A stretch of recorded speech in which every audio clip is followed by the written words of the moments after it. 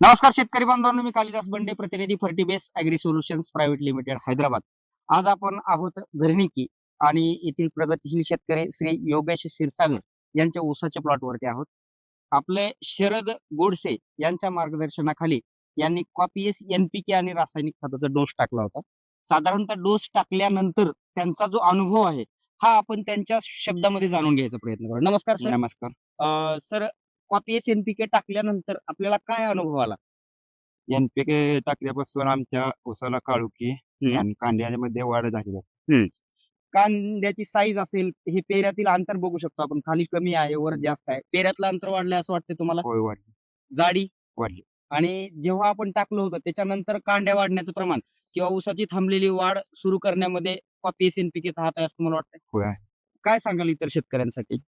हे खत एन-पी-के खत सर्वात चांगलं आहे. बरं. आतापर्यंत आमचा ऊस कधीच असा नव्हता. हे गोडे साहेबांनी दिल्यापासून चांगला झाला. बरोबर. म्हणजे मागच्या जेव्हा कधीपासून कधी टाकलं होतं तुम्ही? एक एक महिना दीड महिना झाला. महिना दीड महिन्यामध्ये किती कांड्या ऊस वाढला? 3-4 कांड्या वाढल्या. 3-4 कांड्या ऊस वाढला आणि काळोखी टाकल्यापासून कायम टिकून आहे. होय. टिकून आहे. होय. म्हणजे शेतकऱ्यांनी आपलं केमिकल म्हणजे रासायनिक खतांसोबत कॉपीएस एनपीकेचा वापर केला पाहिजे. केला पाहिजे. चांगला आहे. खत खूप छान आहे. अतिशय सुंदर रिझल्ट आहेत. काळोखी असेल, पेऱ्यातील अंतर असेल, कांड्याची जाडी असेल, हे वाढवण्यासाठी आपल्या मातीची उपयुक्तता म्हणजे मातीमध्ये टाकलेल्या खतांची उपयुक्तता वाढून ऊसाची असेल किंवा इतर पिकांची संतुलित वाढ करण्यासाठी कॉपीएस एनपीके हा रामबाण उपाय आहे. एक वेळ सेवेची संधी द्या. कालिदास बंडे, प्रतिनिधी Fertibase Agri Solutions Private Limited, Hyderabad. धन्यवाद.